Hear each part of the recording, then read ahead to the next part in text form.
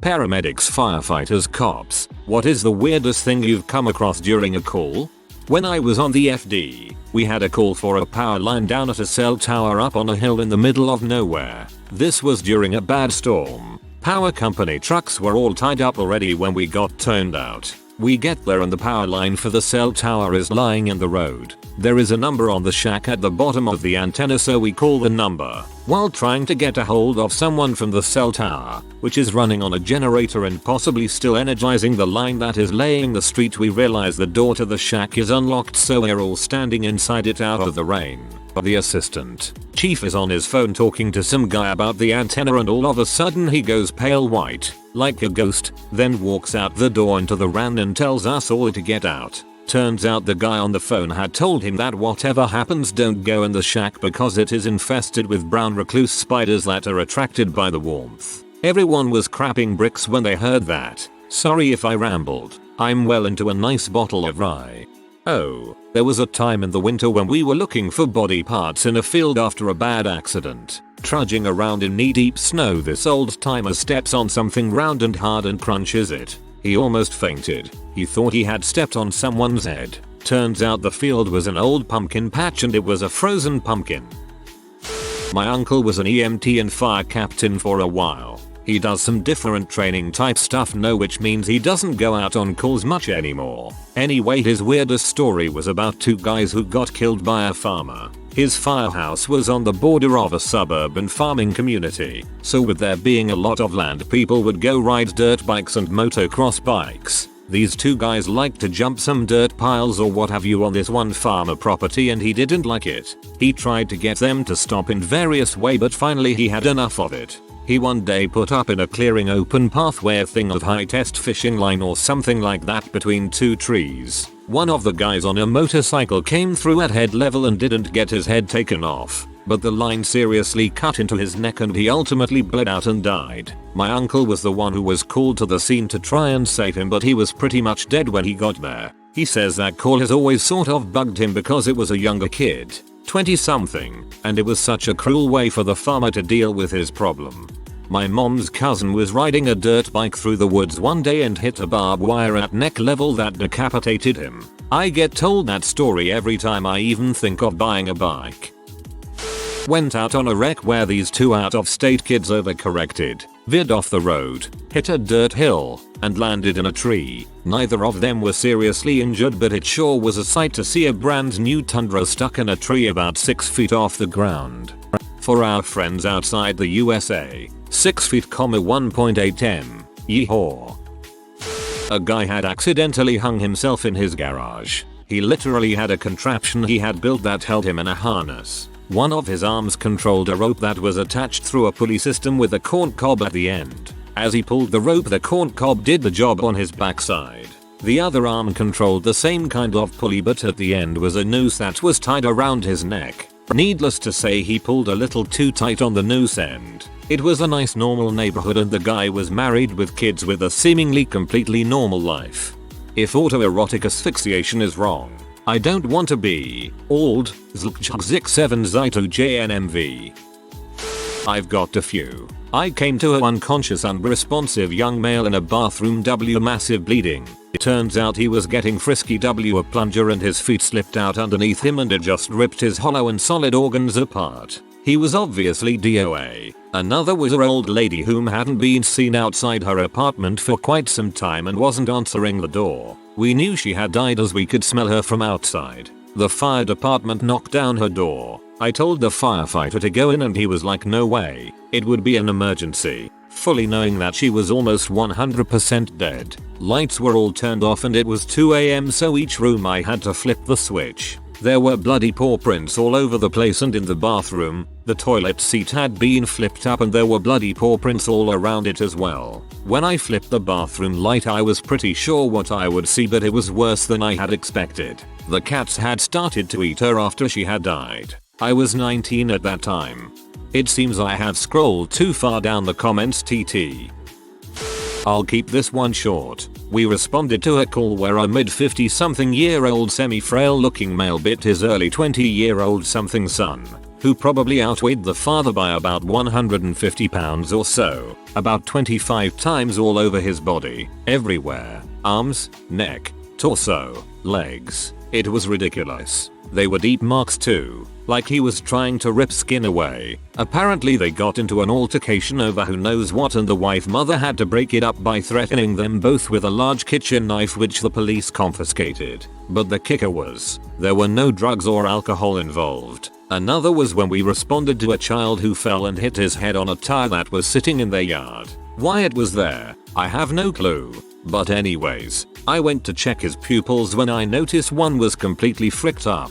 It looked almost like a tiny cat's eye. I almost flipped an absolute crap because this kid seemed perfectly fine. Vitals good. Talking to us properly. But the size of his pupil when compared to the other indicated moderate to severe head trauma. Plus the whole abnormal pupil shape which I've never seen before. Well, after I flipped a crap to myself, I asked the mother. It turns out he was stabbed in the eye by his sister with a pencil when he was younger. This, my friend, is why you must always get a good patient history. My mother, who was a case manager for a while, had two interesting stories. A homeless woman who was a paranoid schizophrenic came into my mother's office with a severe infection in her foot. When my mother asks her if she thinks she's ready to be discharged, she proceeds to tell my mom that she did not have an infection in her foot but that she was turning into a pterodactyl. And the other is that another man who had schizophrenia explained to my mother that the voices in his head told him to cut off his dong and feed it to his dog. And he did. Okay, I'm an EMT. One of my teachers told me once about the craziest call he's ever received. He's sitting at the station and he gets a call for a lacerated finger. They arrive at the house and sure enough, a woman is sitting at the table with an extremely bloody finger. They patch up the wound and head out the door, and before they get on the truck, the woman taps him on the shoulder and says, "That's not really why I called you." And he says, "Well, what's the issue, Mom?" And she responded with, "I crap you not. I have razor blades in my fanny." Apparently this woman had a sleeping disorder, in which she would sleepwalk and put crap in her tea and butt. Well, I suppose that's a fairly decent contraceptive. I'm a volunteer EMT. A chubby lady in her 30s made a 911 for severe abdominal pain.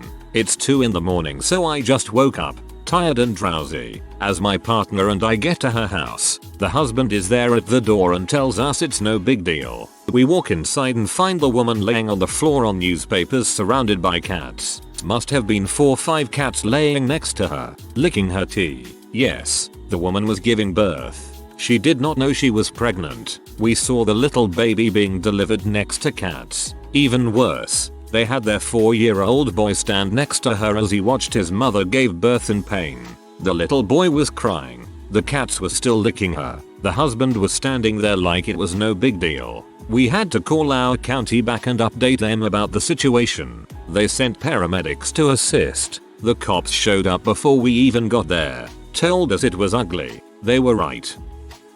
When I was still doing clinicals for my EMTB cert, I had a ride along with a company that serviced rural areas. The first call we went to was a woman with chest pains. We pulled up to a house that looked like it was made with toothpicks and styrofoam. It was a dilapidated shanty in the middle of the woods. Cue the drop of my stomach knowing this is going to be a weird one. We walk in and the floor is dirt. Not covered in dirt, actual dirt. There was a burn barrel in the corner, no electricity, and a dingy mattress on the floor covered in tattered blankets. The PT looked rather weary while I was checking her vitals and I could see the shame in her eyes. We put her in the back of the truck for transport. I gave her some nitro and tried to talk with her a bit. It was a really sad and strange thing, and it still sticks out in my mind 7 years later. Of course, we had a looped out drug user later in the day that was weird too. But only because I've never seen someone enjoy drinking activated charcoal that much. We were dispatched to an elderly couple's residence, with a woman calling in to report that her husband had fallen in the shower. Groans from myself and my partner as we bantered about who would have to deal with the soggy old man parts should anything be wrong down there. We reach the residence and are led upstairs to the shower, where we find a perfectly alert older man sitting down on one of those handicapped fold-out shower seats. The shortened conversation goes like this. "Hello sir, I'm John and this is Smith. We're paramedics and are here to help. How about we give you a hand and help you stand up? I can't stand up. Yeah, we know. That's why your wife called. If you let us take your arms, we can help lift you up. No son, you don't understand. I can't stand up. Take a look at the seat and you'll see what I mean. The construction of this particular shower seat was several wooden slats arranged horizontally, with the attachment points of hinges that could swivel just slightly. When the poor guy fell backwards in the shower, he plopped down with such force that the slats opened side to side, allowing just enough space for his nutsack to squeak through, after which the slats promptly snapped back into place, firmly binding him to the chair. We tried to open the slats again, but that only succeeded in applying pressure on things which obviously did not want to be pulled on at that moment. Eventually we called for an engine company, who extricated the poor guy by cutting off the entire seat, which is how he was transported. Never did get to find out how things ended up for him. All emergency response jobs and medical jobs are no longer on my list of fallback positions. Thanks everyone. A real team effort to ensure that if anyone needs to count on me for any medical problem, I will just start vomiting in the corner. LOL, if that's how YUO feel, I strongly suggest you do not ever try and take a look at a car accident on the side of the road when you drive by. You may get much more than you bargained for. As a volunteer firefighter, I can say I've seen something that is now forever implanted into my brain. While I was in the app bay, doing my training and learning the rigs and whatnot, when I hear this banging on the roll-up doors, I run over, open it up, and these guys start saying, "Help my friend. He's bleeding, man.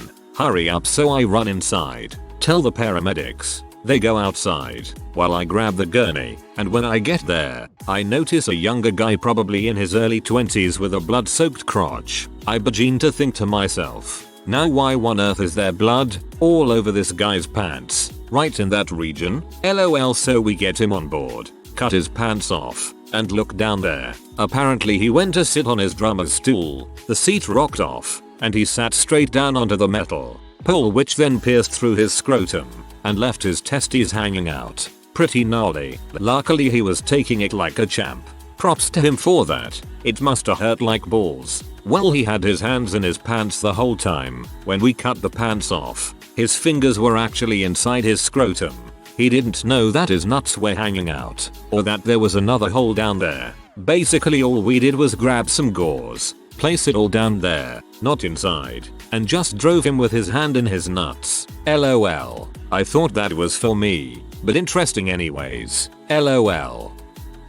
I'm a UK firefighter. One time I had the unluckiest guy. He was a raging alcoholic, and he decided he wanted to end it all by throwing himself from the top of the hospital. So he jumps off, but misses the floor. He hits another roof. So dazed he tries to aim for some metal railings in the hope of impaling himself. He jumps again. Overcompensated for this jump due to previous failed attempt, he hits the wall on the other side and slides down into an open sewer outlet. Still alive, as it was one of my first days on the job, I was sent in to get him. It's not easy to reason with a drunk homeless guy. He literally cannot kill himself, Will's knee deep in crap and pee. Good times.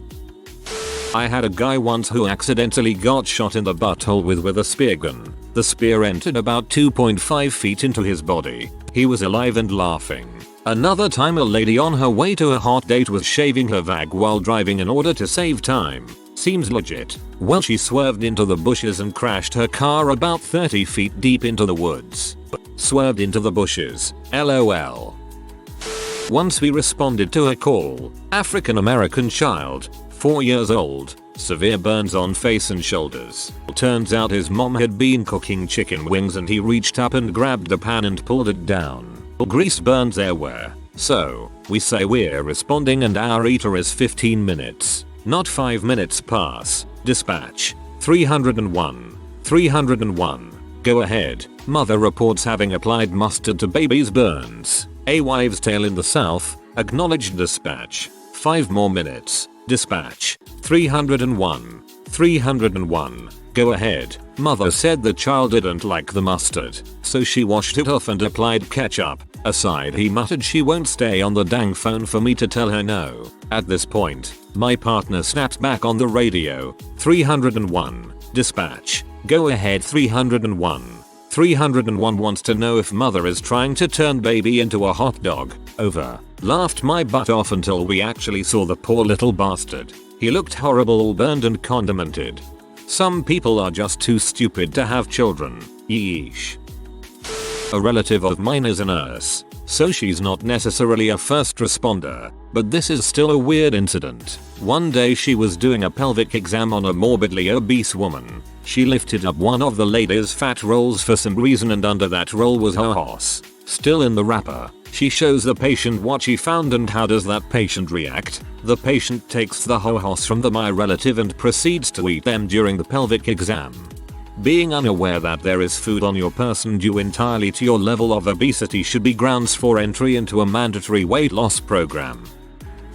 I did a ride along with a police officer once. I was with him from 3:30 to about midnight. The first call of the evening was to a lacrosse game. A player had sustained serious injuries. When we got there, the paramedics had already arrived and were dealing with the player. The kid's femur had snapped and punctured off the skin. The bone was jammed deep into the dirt, and the kid was in a position where all of his weight was on the snapped femur. Sort of like a half kneel, half sit. He used his lacrosse stick to balance. The bone was maybe 3 inches into the ground. Very little blood. Some muscle tissue. I threw up. Eventually the paramedics sedated the kid because he would scream when they tried to move him. Just awful.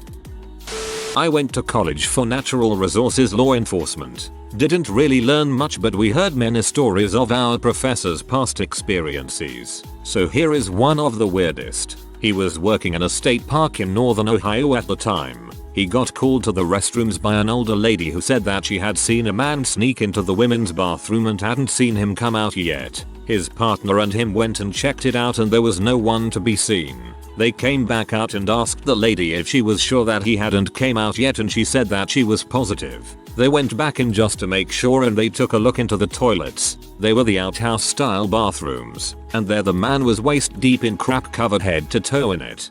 I remember a news article about a guy who did this in some outdoor bathrooms at the bottom of a hiking trail. He said he went down there so he could get pictures of girls going to the bathroom. Messed up, man. A friend of mine came and talked to a few of my friends about drug abuse. He is a former cop. He told us a story about how a man on PCP got into a dispute with his wife, and eventually escalated to him ripping off his own manhood with his bare hands. They took him to the emergency room, all the while assuring him, as he requested, that nobody else would touch his manhood until they got him into surgery. I have a friend who is a paramedic, and he got called out to a situation in a trailer park. 16-year-old girl won't tell about the condition. He comes in and finds her with her pants down, white washcloth covering her junk. Long story short, her boyfriend gave her crabs, and with her 16-year-old, carnally repressed, trailer trash influenced mind, she thought it was a good idea to spray Raid all over her junk. Red swollen genitalia, oozing some sort of pus-like discharge. I don't remember what all he did for her other than put her on ice while taking her to the hospital, and the only thing he heard afterwards was that something had to be drained when the doctors took her in. Oh god. That stuff is dangerous if you just spray it in the air around you. I'm none of those things, but my bro is a cop and his wife is an EMT. One of my close friends is an EMT as well, so I've heard a few stories. One of the first stories I heard from my brother was during his first month on the job. They got called out to this guy who was walking around with a gun, talking about killing himself. Several cops get there and have weapons drawn in case he points it at them or anyone, but he just keeps it on himself, yelling. Well, he finally pulls the trigger, no shot goes off. Then he does it again, no shot. Again, no shot. Then like the 4th or 5th time he finally gets the gun to fire and doesn't hit himself well enough to kill himself, only blow off half his face and still be alive. I guess that's not funny, but it was a heck of a story for his first not generic call. My EMT friend told me about a guy they had a call for that ended up having a celeb stuck up his butt. They were totally professional, no laughing or anything, all the way to the hospital with the thing running in the ambulance. They kept it together. They get to the hospital and the first thing the doctor says is, "Does he want me to take it out or just change the batteries?" And they all lost it.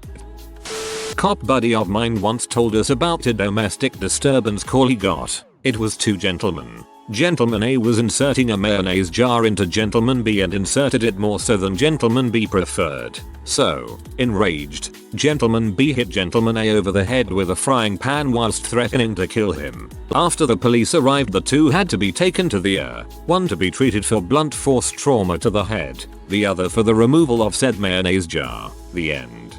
Thank God, I thought the jar might have shattered. A man, late at night, walks into a with a huge overcoat on backwards. On his crotch region is a huge bulge. The man asks to go see a male doctor immediately, with emphasis on the male. He walks into the room, takes off his overcoat, and there is a cat on his dong. He was fricking the cat, and because the human dong is too large, it killed the cat. Because the cat died, all of its muscles clenched up and the cat was stuck on his dong. TLDR. Don't frick a cat. I cried a little. Friend who used to be an EMT responded to a call concerned a large woman with diabetes. He ended up becoming friends with her. Dude is seriously the most charismatic mother you'll ever meet. Later down the line, she had to get an above the knee amputation. Some time later, he came to visit her in the hospital. She was in a wheelchair. He was sitting in his own chair. She starts putting the moves on him, punctuated by rubbing her stump against his leg. Needless to say, they don't keep in touch. Rubbing her stump against his leg. I won't lie, that's kind of adorable.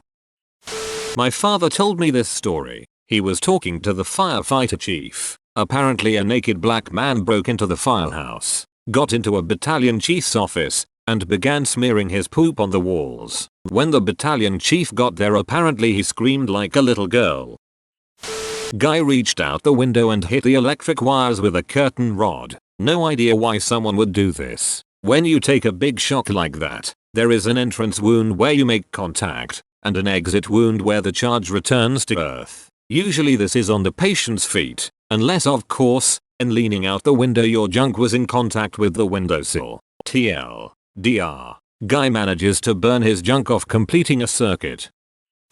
I used to work with a guy who was an EMT in Milwaukee, WI, and said that the stupidest call he got was for a guy who had a big zit on his face. The guy requested to be hauled out by gurney. Sounds about right. I had someone come in by ambulance last week because her foot had been hurting for about 20 minutes. For trauma or injury, was just sitting on the couch and her foot was, in her words, just a little sore, and I wanted to make sure it wasn't broken. Searching for a man's nose sliced off by his visor on his motorcycle helmet on first shift. I can't explain the physics, but his nose was sliced, not ground off on the road. With the amount of blood on the helmet visor, we assumed it was the sharp edge. A man with compound fracture of his femur that pieced his car door and pinned him to it. Yes, he went to the hospital with the interior part of the door still attached. A guy who stuck a shotgun in his mouth and blew off his head and good portion of the car roof he was sitting in. Old Volkswagen Jetta, now with a sunroof. A steel door leading to a marijuana grow up in a house that had a pit dug in the floor on the other side with landscape beams with spikes in them as a trap. Basically, they had it set up so if you kicked in the door and rushed in to rip them off, you would fall in the pit as soon as you rushed in, as you would not expect it. Vietnamese punji pit style. If you are new to the channel, you can subscribe. I publish new videos every day. Until then, check another video.